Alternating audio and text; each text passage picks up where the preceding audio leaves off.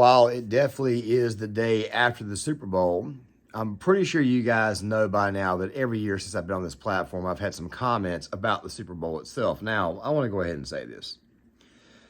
With all the Taylor Swift and all the craziness that people had, all the takes online from this very, very strange cryptic tweet from Joe Biden saying just how we drew it up to all the Taylor Swift stuff, to the Black National Anthem, to, the very, very odd ad. And then, of course, the nostalgic ad that Robert F. Kennedy posted. Let's just go ahead and say that this Super Bowl, while the game itself was very good, at least it was towards the very end, it seemed to me like this Super Bowl was Pander Bowl. Don't worry, we're going to be getting into all of it. But the truth be told is this right here.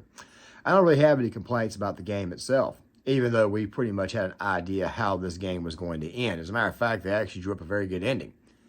Bear in mind, I said drew up a very good ending because, of course, the NFL is no longer the NFL. It seems more like it's the NFE. But still, at the same time, I'm not here to complain about this because this right here was probably the first Super Bowl I ever watched where I really didn't root for anybody. I just wanted to watch it and enjoy the game. I didn't really root for anybody the previous Super Bowl. I didn't really root for anybody the previous one before that one. Truth be told is I think the NFL season itself this year was actually a pretty bad season, marked by low scoring, marked by the fact that we have an MVP that, of course, did not have the year that people thought he had, given the fact that there are a lot of other quarterbacks out there that had better overall seasons than Lamar Jackson. Fight me in the comments on that one. I'll be there. But here's the thing.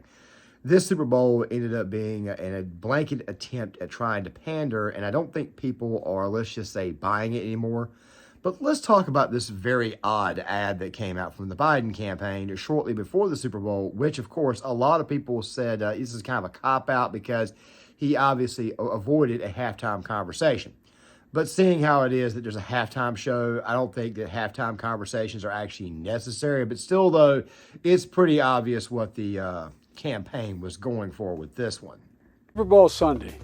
If you're anything like me, you like to be surrounded by a snack or two while watching the big game. You know, when buying snacks for the game, you might have noticed one thing. Sports drinks bottles are smaller. A bag of chips has fewer chips, but they're still charging you just as much. And as an ice cream lover, what makes me the most angry is that ice cream cartons have actually shrunk in size, but not in price. I've had enough of what they call shrinkflation. It's a ripoff. Some companies are trying to pull a fast one by shrinking the products little by little and hoping you won't notice. Give me a break. The American public is tired of being played for suckers. I'm calling on companies to put a stop to this. Let's make... Joe, you're not fooling anybody. And I think we all know where we're going with this. It's the same old make companies pay more, hold them accountable.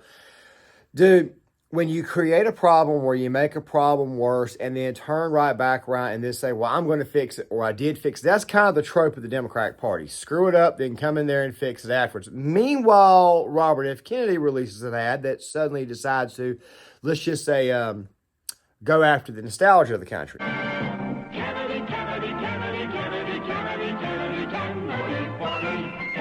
That right there, of course, was only part of it. I can't show you the full ad, even though I'm playing some of it here in the B-roll footage. Obviously, it's designed to play on the emotions or the nostalgia of people because this is actually an ad that was released in 1960 for RFK's Uncle John. Of course, this was the original ad that actually got people involved or got people wanting to vote for Kennedy. Still kind of an overrated president, in my honest opinion, historically, but still at the same time, we could have a conversation about that later on. However, what's really going on in America is really this. Have been charging that brutal attack caught on camera. A shocking act of violence. 2 NYPD officers beaten in Times Square. All of those arrested were released without bail. Why did these 4 individuals be released on their own recognizance? The Biden administration is fighting to release as many migrants as quickly as possible. I'll reverse Trump's detrimental asylum policies. There's no need for us.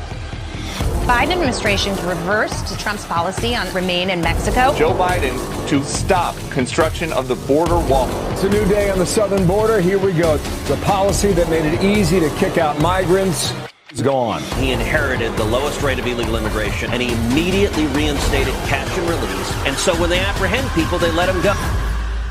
I'll reverse Trump's detrimental asylum policies. You know, obviously the Super Bowl was a great time to get political ads to tell people what's going on, but still at the same time, the Super Bowl itself is designed so that way people can actually watch, enjoy the game, et cetera, et cetera, et cetera. Truth be told, as people, for the most part, I think a lot of them actually know what's really and truly going on, especially when it comes to prices and crime and stuff, but still, the fact that the Super Bowl has got to be the biggest platform in the world for people to get ads out there, it still kind of bothers me that people are not, how do I say, in touch with what's going on in the world. But still, as I said before, the Super Bowl should not be a thing that's designed to pander. But then again, at the same time, it may end up working out for the person who's not in the White House versus the person who actually is in the White House, especially given the fact that the third party is going to take more away from the left. But still, that's another conversation for another day. Basically, you are paying double to live like crap. I don't think anybody really and truly cares about snacks, seeing how it is that the price of everything is through the roof. I think a lot of people are kind of giving this up. But then again, there are obviously people who are still going to be indulging in that. Bidenomics, quite frankly, sucks. I think people are a little bit more concerned about their paycheck or, I don't know, maybe getting a second or third job, given the fact that a good portion of the jobs the Biden administration claims that created are really just second and third part-time jobs. But still, though, at the same time, we got to get into what was known as Pander Bowl 2024. Well, there was one good thing that did come out of it. Of course, it was a streaker. Yes, there was a guy, I'm showing you guys in the B-roll footage, that decided he wanted to be a streaker at the Super Bowl. Of course, many people started complaining about the calls, which is obviously going to happen when the Chiefs are there. But still, I didn't really see where that was that big of a factor. Maybe I need to go back and rewatch the game. If you guys want to leave a comment in the comment section about it, please do so. Fact of the matter is, I couldn't pull for anybody here. Can't pull for the Chiefs. They've kind of embraced the whole bad guy thing, and of course the Taylor Swift stuff. And of course, there's this clip of Travis Kelce pretty much bumping into head coach Andy Reid. Andy Reid is a man who's about 70 years old. He's obviously heavy set. Good guy is Andy Reid. He's been in the league for a very long time, offensive coordinator for the Packers, and then eventually he coached the Philadelphia Eagles for a long time. He's been with the Chiefs just as long as what he was with the Eagles. This right was obviously feminine energy on display, like absolute. I have really no words to describe it. It went viral, and of course, you had the Swift fans out there saying these right here are red flags in a relationship. Either way, it doesn't matter. I do believe that this time next year, he will be a song that Taylor Swift will put out there. Of course, this right here is just a mid-suburban white girl, but once again, though, we're here to talk about this. But here's the thing that really burned me up. I'm sitting here posting right now these tweets that were in a back-and-forth exchange with, I guess you can say, Trump advisor Daryl Scott, Pastor Daryl Scott, who, by the way, I have said before, the only reason why he latched his name onto the Trump campaign had nothing to do with his conversion to conservatism. It had to do with the fact that there were certain provisions that were going to be removed from a certain law that was actually going to benefit the church. That's the only reason why he even came around. Now, I need to say this as a Christian myself, I honestly agree with those provisions, but still, if you were going to try to convert people to a certain political party, you need to do it a little bit more organically. Elections change over time, and I think that this pandering that's coming from both sides of the aisle is going to be absolutely insane and ridiculous. Now, I've already told you guys exactly what I think will probably happen in 2024. I'm going to stick with that prediction for the time being because I honestly think there's no way in hell this current administration stays in office, especially given the fact, given all the nonsense that we have seen. I just don't see it happening. But still, at the same time, it could in fact occur. And of course, people go back to that cryptic tweet that Biden put out saying, just like we scripted it up. My response to that would simply be, it means absolutely nothing because everything this administration touches just turns to crap anyways, meaning that it just backfires. But to the politics of the Black National Anthem, now guys, really quick, I've made a few videos on this. I don't think a separate national anthem is needed. I think that 12.6% of the population is already a part of 100% of the population. And it saddens me that we still have people talking about slavery when in reality there are no more slaves in the United States. So do us all a favor and drop that crap. The truth be told about that song is this right here. People were calling it a hymn. Of course, people were saying if you don't like it, you ain't got to watch. And my response to that is this right here. That ain't the point.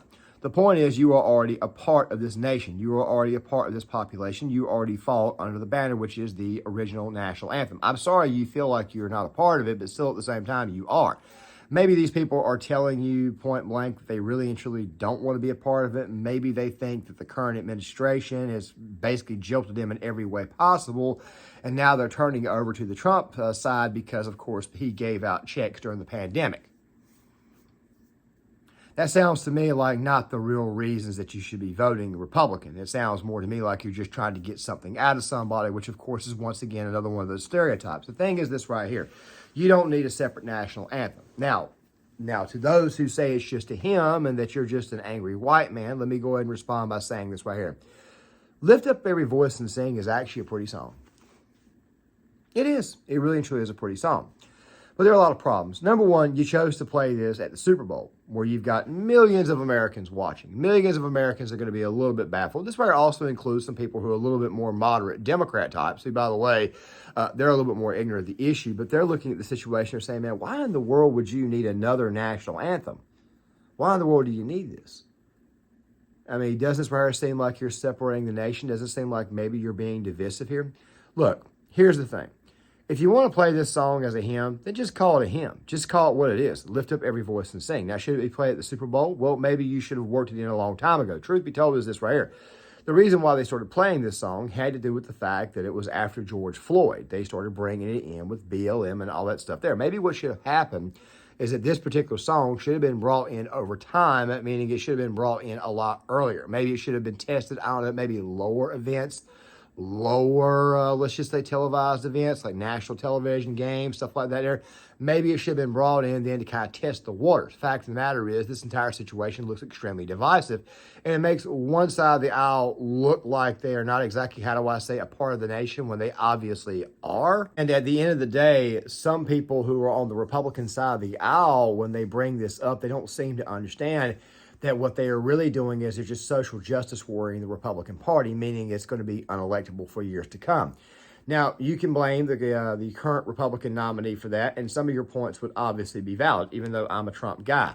But I don't think that was the case. I think that when you're running for president, you're looking for every single vote that you can get. So therefore, somebody will probably then turn right back around and justify pandering. However, the thing is this right here.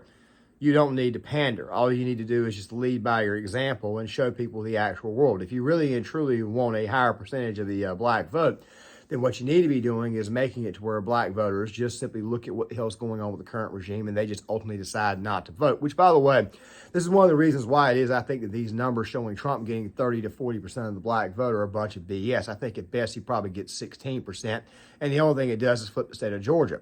So why in the world are you pandering? Why in the world are you allowing people like Pastor Gerald Scott to do this? When at the end of the day, it just ends up looking like DEI. That's really all the hell it really and truly does.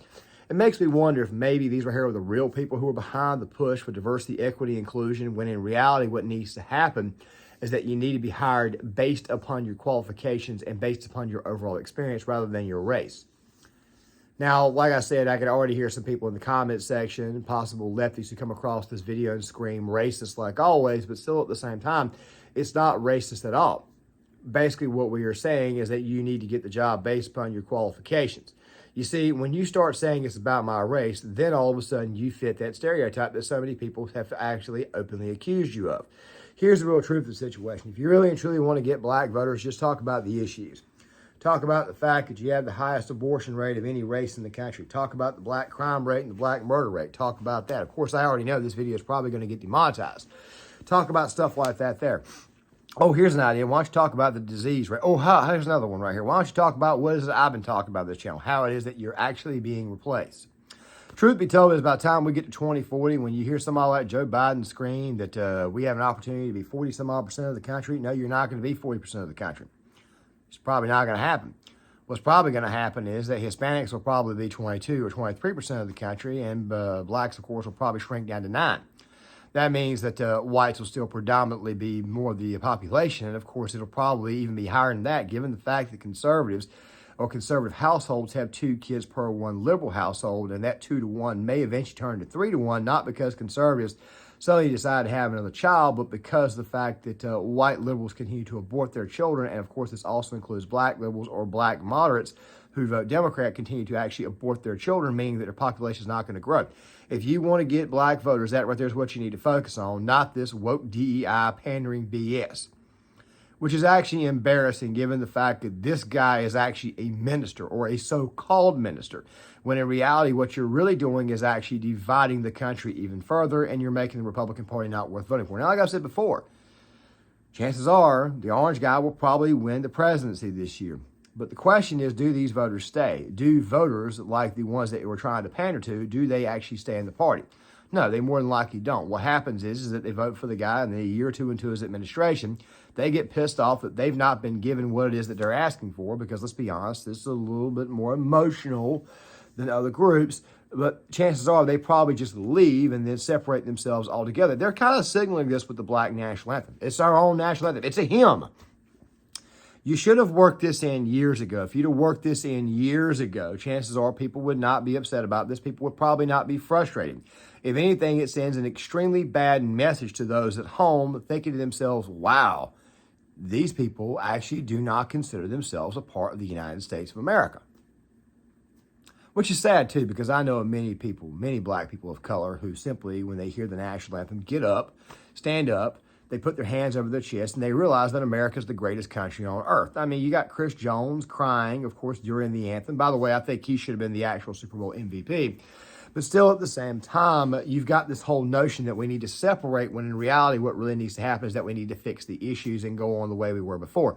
Truth be told is, this whole racism narrative stuff is just something that the mainstream media continues to cook up every single 4 years. It just has a point that's gotten to where it's more pervasive nowadays in the media. But if you actually go to a bar, you actually go to down the road, and you actually talk to people of color, you will find that there's no division at all. It's what the mainstream media permeates. If anything, maybe what you should do is, I don't know, maybe go with that message there. Maybe you should do that right there, because more people will resonate with that, because they know that that right there is what the hell is really and truly going on in America. Then again, though, some people will obviously never get this. You are already a part of the nation. You are already a part of the 100%. I would love to sit here and say that I'm sorry that you don't feel that way, and I may have even said that already in this video, but let me go ahead and contradict myself by saying that you are telling the entire country, you are telling everybody out there that you obviously do not feel this way. You are obviously telling everybody that you don't want to be a part of it. You are feeding very, very much into the stereotype that many people accuse you of. And you know what that is? That's creating more and more racism.